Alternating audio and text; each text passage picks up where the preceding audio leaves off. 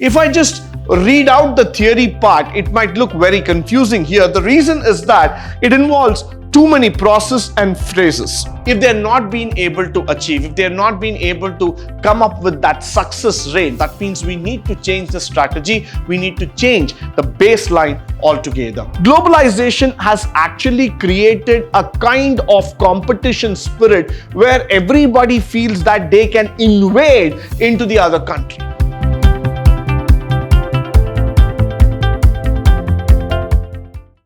Good morning and welcome to the first session in Chapter 9, Unit 2, second semester, Sustainable Development B.C.A, where we're going to talk about the strategy for sustainable development. It's very important here that we start understanding what are the available strategies for us to grow, for us to make sustainable development even more improvised. Why? Because whenever I talk about the sustainable development, at the end of the day, people will ask this question: what is that you have got to sustain yourself? What is that you have really thought upon in making this planet even more sustainable? So let's first try to understand what is the strategy. It's nothing but a coordinated set of participatory and continuously improving process of analysis, debate, capacity strengthening, planning, investment, which integrates all the objects as far as possible. So that's what exactly we are talking about in a sustainable goal. If I just read out the theory part, it might look very confusing here. The reason is that it involves too many processes and phrases. But in reality, let's try to understand the entire concept of sustainable development is all about understanding this very simple concept, integrating your capacity and sustaining for the future. Which means, are you future ready? Are you a kind of a person who has understood what exactly is needed for the future? What exactly we need to do for the survival? So with that philosophy, with that factor in mind, whenever I talk about this integration part, whenever I talk about the capacity planning and the factors put together, it is here we are trying to understand the possibility altogether. It's here we are trying to understand that somewhere down the lane we have to find a very suitable strategy that can make us sustain for a longer time period. Now, the effective strategy for sustainable development brings together the aspirations, capacities of government, civil society, private sector to create a vision for future and to work for a tactically and progressively towards it.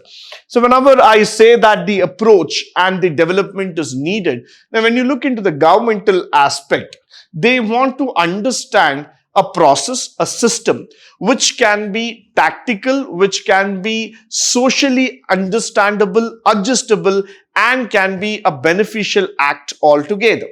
Now, when we understand this word called as capacities of the government, it is more about trying to understand the feasibility, how much a government can support, how much a government can take in forms of developing that strategy and making it accessible to all. Many a times we feel that the capacity of the government is very limited, but they just go ahead, promise people saying that they would be able to do n number of things. At the end of the day, when the government realizes that they are short of resources, they are not able to fulfill the promises, they draw a blank in the eyes of public. So that's why I would always say that the strategy has to be planned in such a way that you progress towards the future with confident steps and you also understand what is essential, what is needed for the hour so that you are able to take it forward. The next one, it identified, builds on what works, improves integration between approaches, provides a framework for making choices where integration is not possible. And that is very, very important here. Why? Because we need to understand the factor that whenever we are identifying, we need to identify what works. This word is very, very important for us. Strategy is not something that we try to talk about 10,000 feet above the ground or 50,000 feet above the ground. Strategy is something that is applicable to you and me at the current hour. That's the need of the hour. That should be something which is easy for us, understandable, effective, and that should be in such a way that everybody is able to try and test it practically.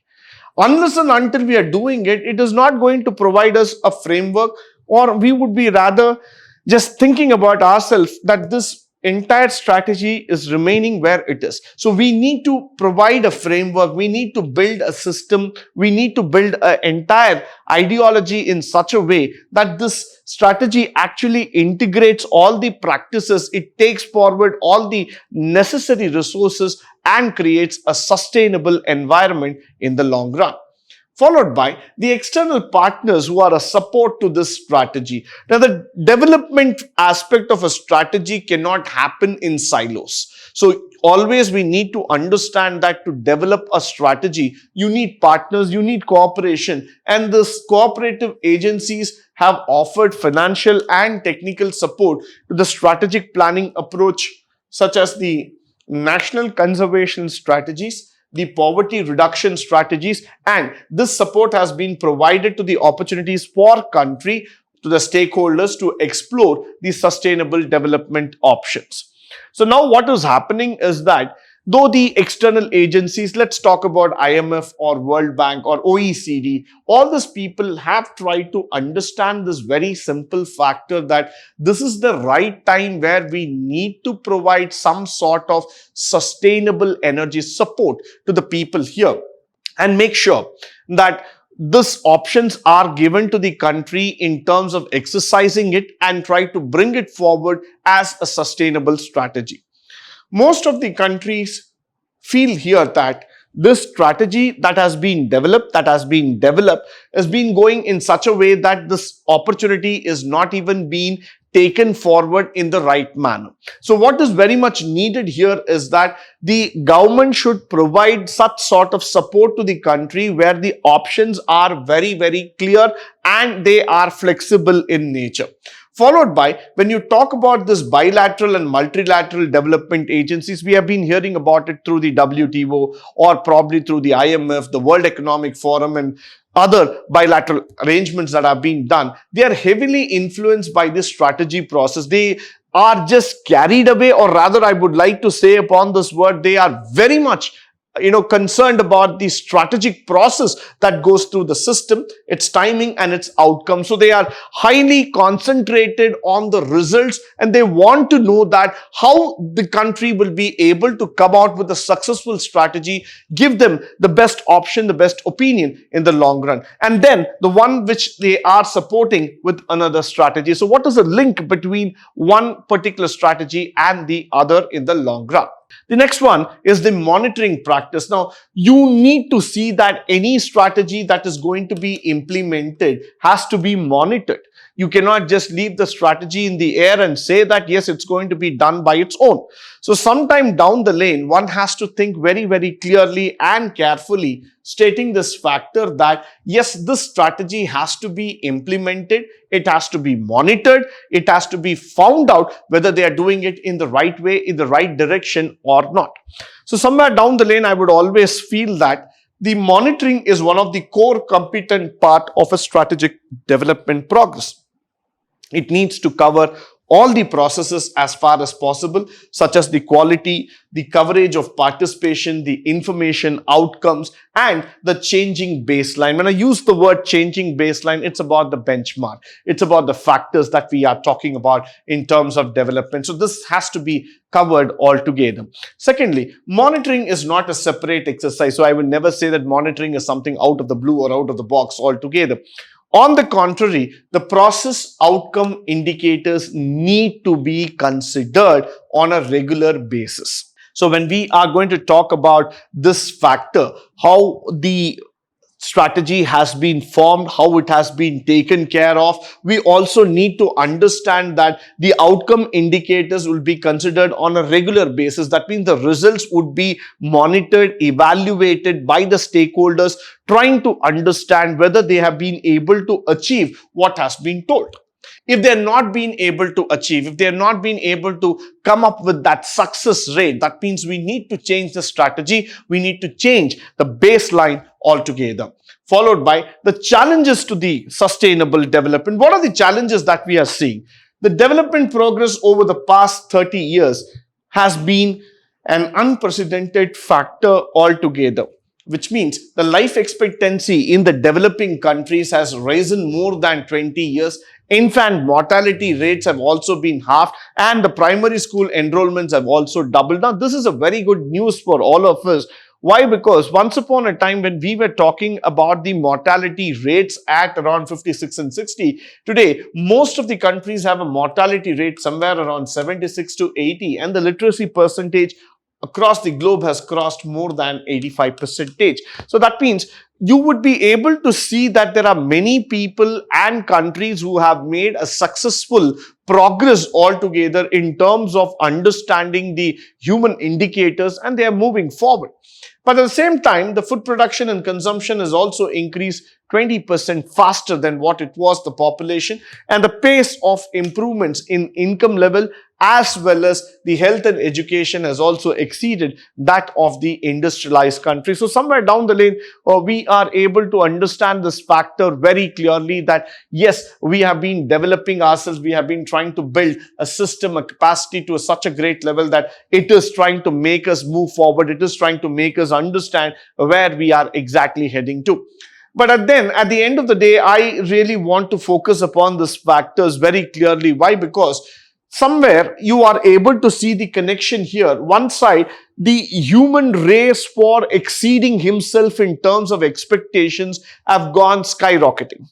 The other side, when we talk about food production and consumption, which is the bare minimum, bare necessity for a human to survive on this planet, has also started ticking the alarm clock. The bells have been rung so wide and loud that we are not in a position to overcome ourselves. We are not ready to face that acute crisis. Many places across the globe, you might be seeing food shortage, water shortage, and so many other problems that have been coming across.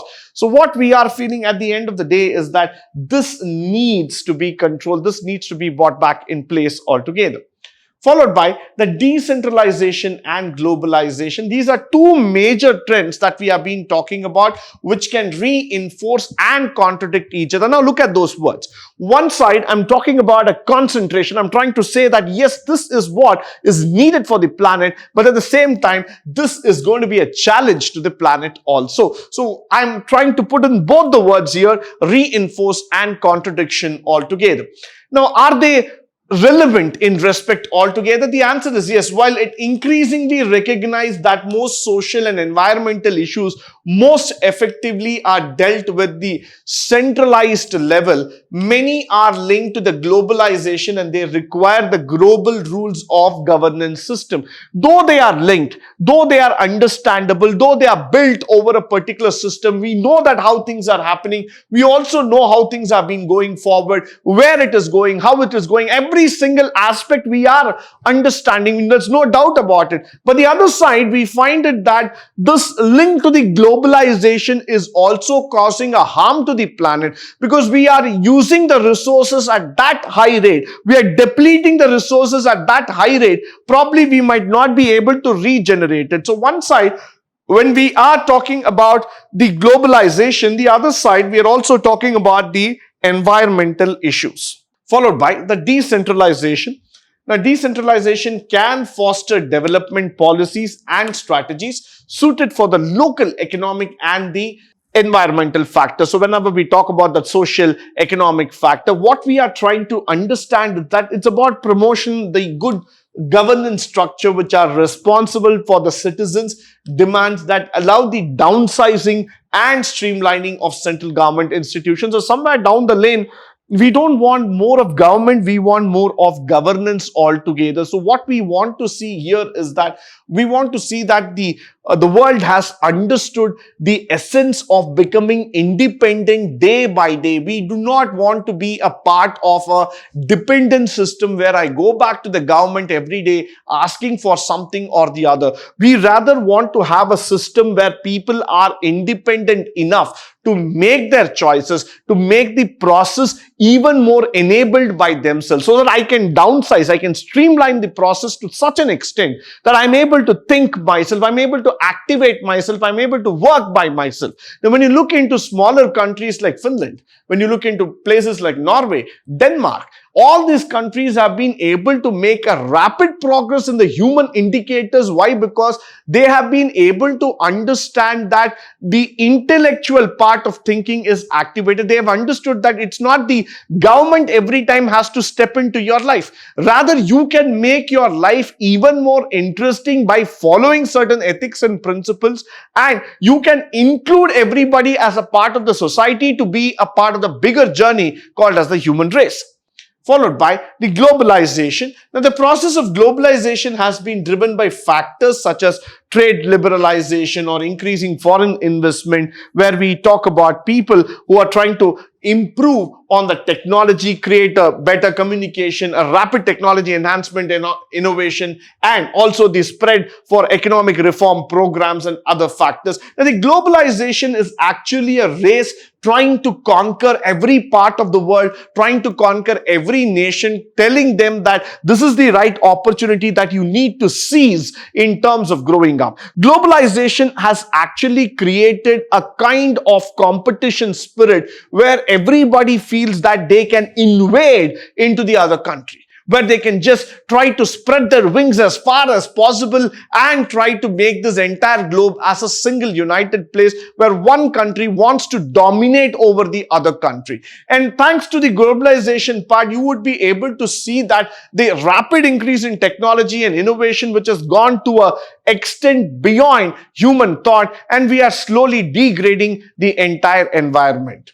The other side is that a guiding vision that we need to tackle the challenges. The 1987 Brundtland Report defined sustainable development, which is able to meet the needs of present without compromising the future generation.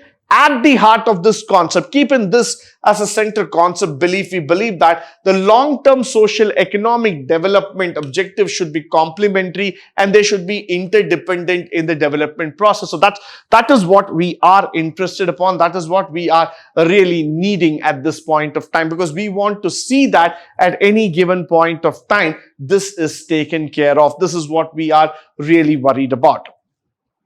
Followed by why we need a strategic approach to the sustainable development. This is possible by achieving sustainable development will require a deep structural changes and the new ways of working all the areas of economic, social, and that of political life. This will include promoting of poor economic reforms. We want that to happen. We want the poor people to have a better life, standards of life living together, better economic growth, and reforming the physical policies that we are talking about. Now, this reforming of physical policies is needed because that will negatively affect the life of people and also promote an environmental damage. So we want all those fiscal policies which are affecting the environment to be stopped and try to promote a policy which is eco-friendly.